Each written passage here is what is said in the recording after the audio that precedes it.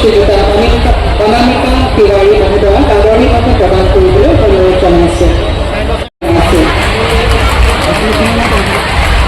ধন্যবাদ। এইবাৰ আহতগুৰি গাঁও পঞ্চায়তক আগবাঢ়ি আহিবলৈ অনুৰোধ জনাইছো।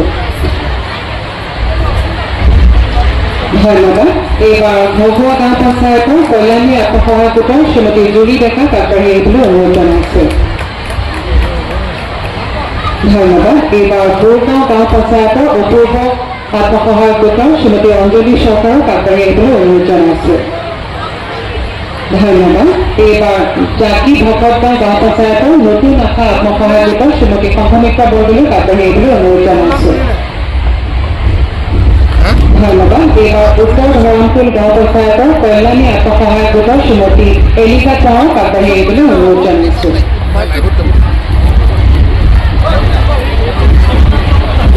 ধন্যবাদ মহাশয়। আমাৰ প্ৰতিপাদন পৰ্ব ইমানতে অন্ত পৰিল।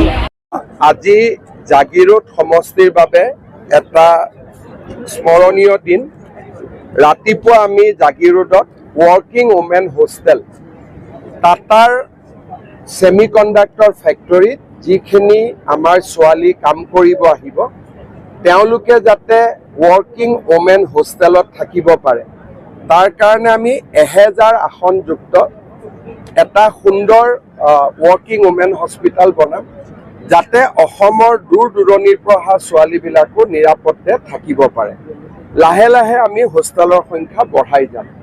আজি 118 কোটি টকাৰে ৱৰ্কিং ওমেন হোষ্টেলৰ আমি আধাৰশিলা কৰিলোঁ। জাগিৰোডত কিছুদিন আগতে আমি সম জিলাৰ মৰ্যাদা দিছিলোঁ। আজি সম জিলাধিপতিৰ কাৰ্যালয়টোৰ আমি শুভ আৰম্ভণি কৰোঁ। এই কাৰ্যালয়ত বিভিন্ন ব্ৰাঞ্চসমূহ একেলগে থাকিব আৰু ইয়াক সংহত সম জিলাধিপতিৰ কাৰ্যালয় হিচাপে জনা যাব। তৃতীয়তে মহিলা উদ্যমিতা অভিযান আমাৰ আই মাতৃসকলে বহুদিনে প্ৰতীক্ষা কৰি আছিলে। যোৱা কালি মই নলবাৰীত এই আঁচনিৰ ধন বিতৰণ কৰিছিলোঁ। আজি 37,800 মহিলাই জাগিৰোড সমষ্টিত এই আঁচনিৰ ধন লাভ কৰিছে। গাই প্ৰতি 10,000 টকা, পৰৱৰ্তী পৰ্যায়ত 25,000, ফাইনেল চূড়ান্ত হিচাপে 50,000।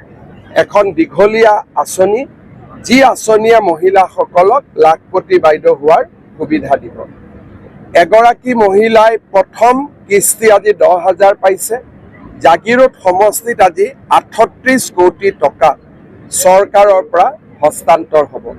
মই জাগিৰোডৰ আই মাতৃসকলক বহুত বহুত অভিনন্দন জনাইছোঁ আৰু মন্ত্ৰী পীযুষ হাজৰিকাক সুন্দৰ গোটেইকেইটা আঁচনি সুন্দৰভাৱে ৰূপায়ণত আমাক চৰকাৰক সহায় কৰা আগভাগ লোৱাৰ বাবে ধন্যবাদ জনাইছোঁ।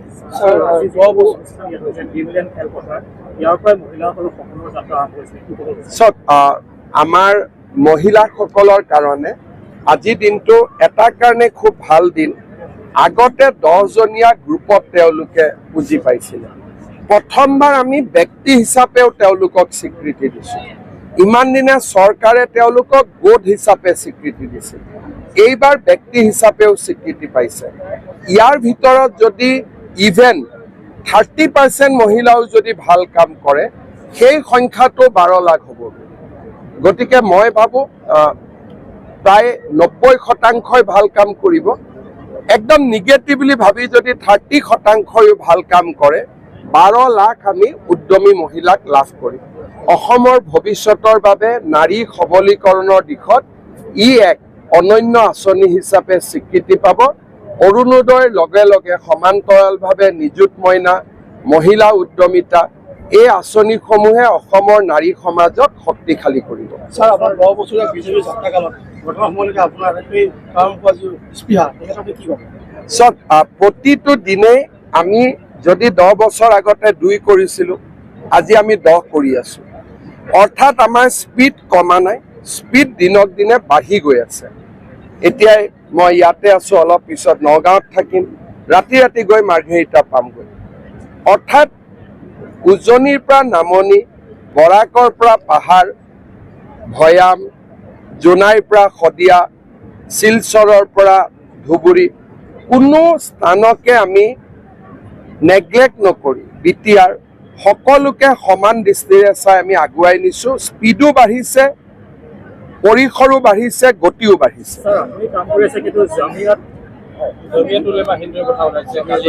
চক জমিয়ত উলেমা হিন্দক আনুষ্ঠানিকভাৱে মই এতিয়াই বুঢ়া আঙুলি এটা দেখুৱাই দিছোঁ। এই বুঢ়া আঙুলিটোত অসমীয়াৰ তেজ আছে, বীৰ্য আছে, সাহস আছে। এই মাদানীয়ে এসময়ত মই শিক্ষামন্ত্ৰী থাকোঁতে টেট শিক্ষকসকলৰ নিযুক্তি হ'ব দিয়া নাছিল। তৰুণ গগৈ ডাঙৰীয়াৰ লগত লগ লাগি আমাৰ অফিচাৰক ৰুমত মাতি নি কন্দুৱাইছিল। আজিও অফিচাৰগৰাকী অসমতে আছে। আজি আকৌ তেওঁলোকে কৈছে যে অসমৰ মুখ্যমন্ত্ৰীয়ে ৰিজাইন দিব লাগে, বৰ্খাস্ত হ'ব লাগে, তাৰ সিদ্ধান্ত অসমৰ মানুহে কৰিব, মাদানীয়ে কৰিব নোৱাৰে। মই পালেতো মাদানীকো বাংলাদেশত পঠাই দিম। এই যোৱা উচ্ছেদ অভিযানৰ পিছত আধাৰ কাৰ্ড বন্ধ কৰাৰ খবৰ পাই এই চক্ৰান্তবিলাক আজি গা কৰি উঠিছে। অসমক তেওঁলোকে গ্ৰাস কৰিব খুজিছিল আৰু কংগ্ৰেছে এৰি দিছিলে। কিন্তু আজি সৰুকৈ হ'লেও অসমৰ ৰাইজে মথাউৰি এটা বনাইছে। আজি চৰকাৰী চাকৰি খিলঞ্জীয়া লৰাই পাইছে, আজি মাটিৰ অধিকাৰ খিলঞ্জীয়াই পাইছে। উচ্ছেদ যোন উচ্ছেদ হ'ব লাগে সি উচ্ছেদ হৈছে। য'ত আধাৰ যোনে পাব লাগে পাইছে, নাপাবলগীয়াই পোৱা নাই। বাংলাদেশী চিনাক্ত হ'লে আগৰ দৰে কোৰ্ট ডিটেনশ্যন কেম্প নহয়, পোনে পোনে পাৰ কৰাই দিছোঁ। এই কথাবিলাকৰ কাৰণে স্বাভাৱিকভাৱে তেওঁলোক নাৰাজ হ'ব। মোৰ কোনো আপত্তি নাই। জামিয়াত উলেমা হিন্দক মই মোৰ বুঢ়া আঙুলিৰ লগতো তুলনা নকৰোঁ। চক মই এটাই কথা ক'ম, জমিয়তকে মই কেয়াৰ নকৰোঁ, বাকী আৰু কাক কেয়াৰ কৰিম? কংগ্ৰেছ জমিয়তৰ বি টিম হয়।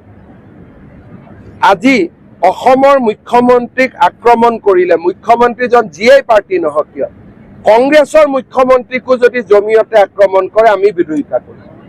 কাৰণ অসমৰ মুখ্যমন্ত্ৰী অসমৰ ৰাইজে বনাব, জমিয়তে নহয়। কিন্তু কংগ্ৰেছেতো এটাও ষ্টেটমেণ্ট দিব নোৱাৰে। ছেমি কণ্ডাক্টৰ জাগিৰ ৰোডত আহোঁতে খাৰ্গে আপত্তি কৰিলে, আমাৰখিনিয়ে তাৰ সুৰৰ লগত সুৰহে মিলালে। গতিকে ইয়াত যিবিলাক কংগ্ৰেছ আছে তেওঁলোক অচিনাকি মানুহৰ চৰ্দাৰ হয়। অচিনাকি মানুহখিনিক লৈয়ে তেওঁলোক চলি থাকিব খোজে, চিনাকি মানুহৰ তেওঁলোক প্ৰতিনিধি নহয়।